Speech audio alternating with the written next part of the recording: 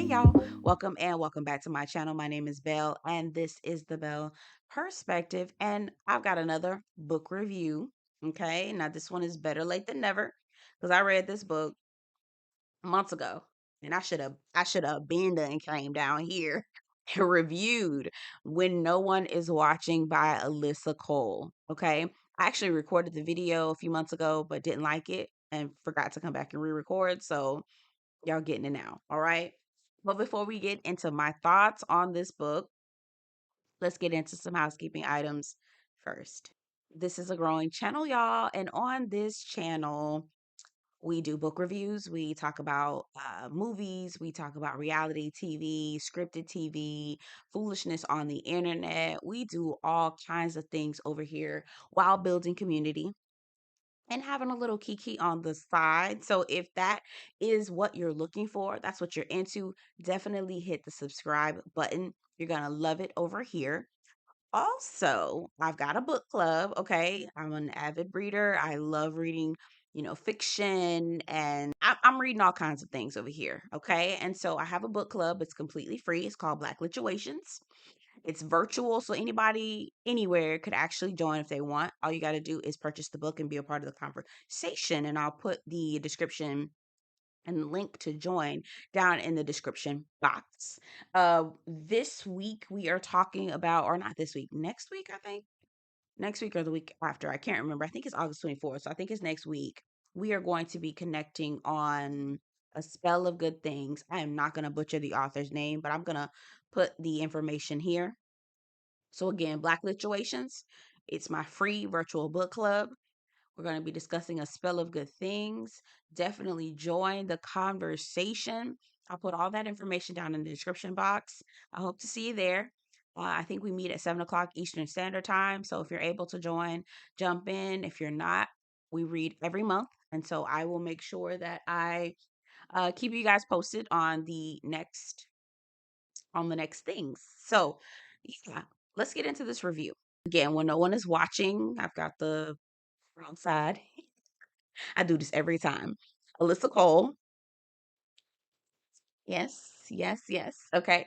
Alyssa Cole, when no one is watching. Alyssa Cole is a New York Times and USA Today best-selling author of romance thrillers and graphic novels. Books have received critical acclaim from the Washington Post, the Library Journal, Kirkus, which I'm not familiar with that, BuzzFeed, Book Riot, and Entertainment Weekly, and various other outlets. She is more so a romance person. She likes writing romance novels. This is actually her first thriller. This is her first thriller, and the way that she put this together was absolutely brilliant. Absolutely brilliant. And I'll get a little more into my thoughts as we go along. But she's more of the romance genre. I know she wrote a book about espionage during the Civil War, and so she's more of a historical romance novelist, which is interesting because the way that she wrote this book, she did a good job, I think, for her first thriller. Anyway, so let's get into the premise. Now, this is going to be a spoiler free review. I'm going to do my best. Sometimes I talk too much, so I'm gonna do what I can to keep this spoiler free. So Sydney Green is the main character. She is Brooklyn, born and raised. Like her beloved neighborhood seems to be changing left and right. Condos are sprouting up like weeds, and for sale signs are seeming to be popping up overnight.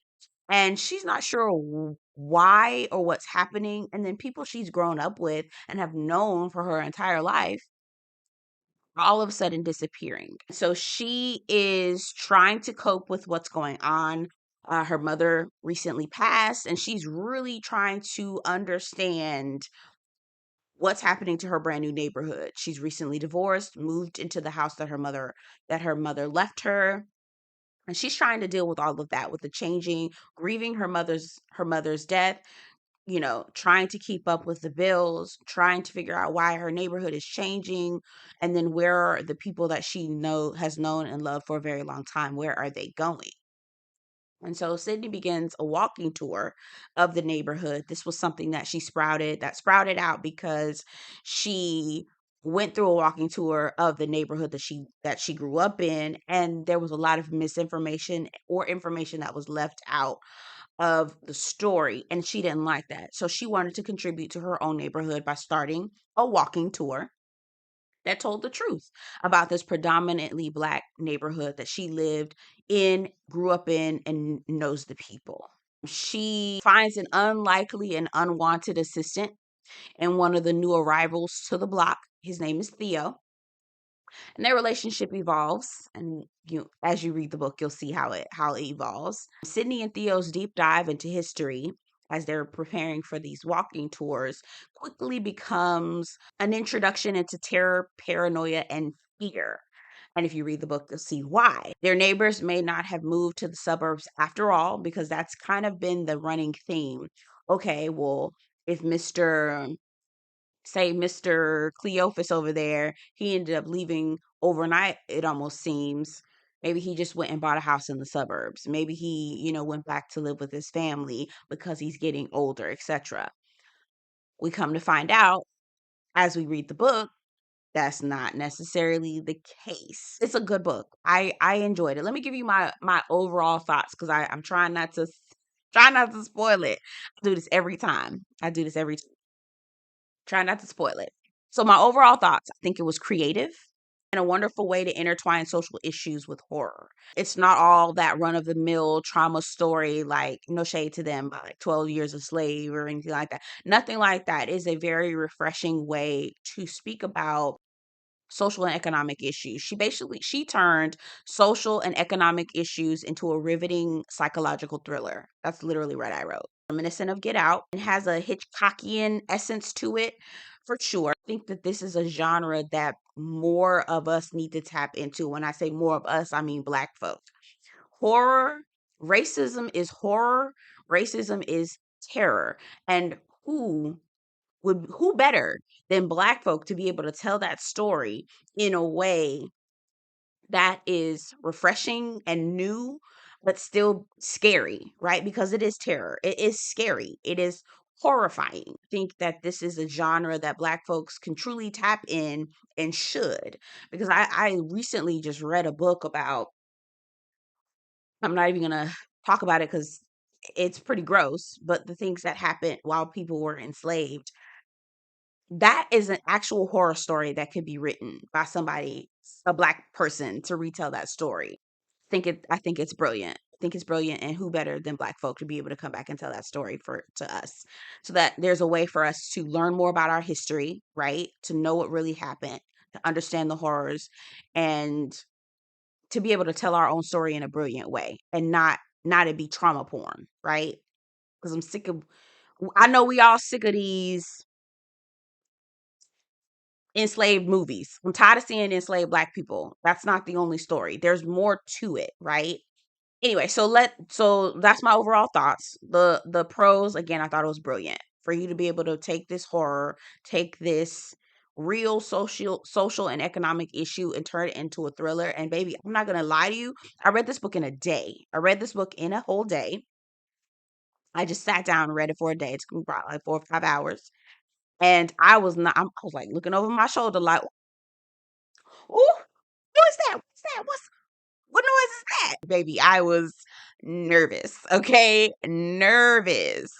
So it was definitely good. Very well written, very detailed. The suspense was top notch. Let's get into some of the cons. My cons. I think the way we could have gone our whole lives without having some white dude in the story. So let me just cut to the chase. Theo is a white dude. Okay.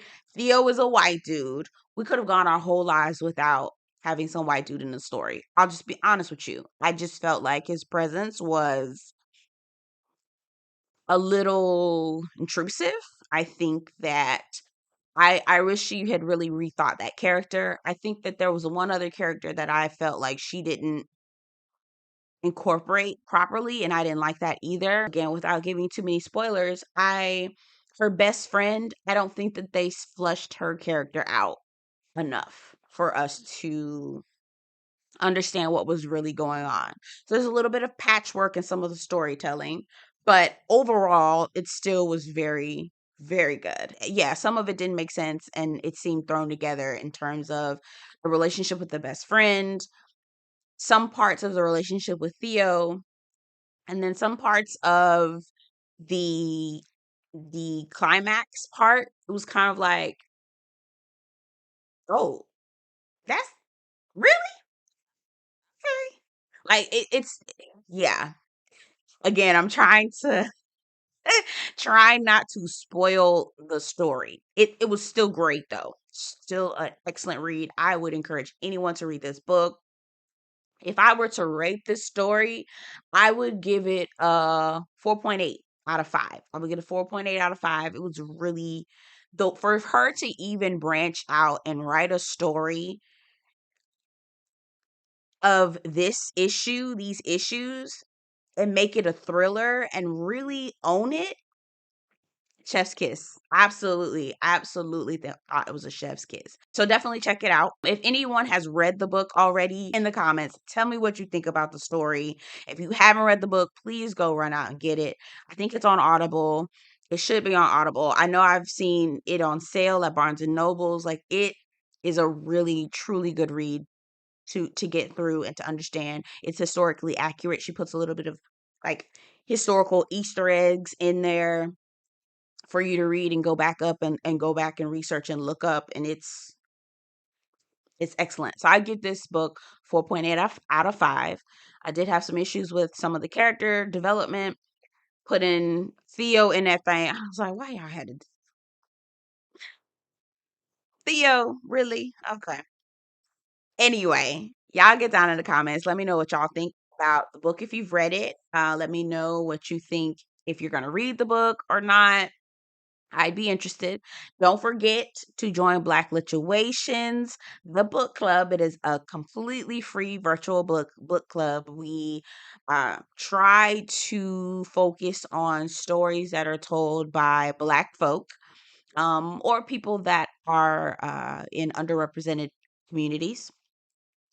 So that's our goal. Obviously, we'll branch out and read other stories, other things, where we see fit, but definitely try to focus on reading literature from Black folk, Black lit, right? And then also, folks, authors from underrepresented communities as well.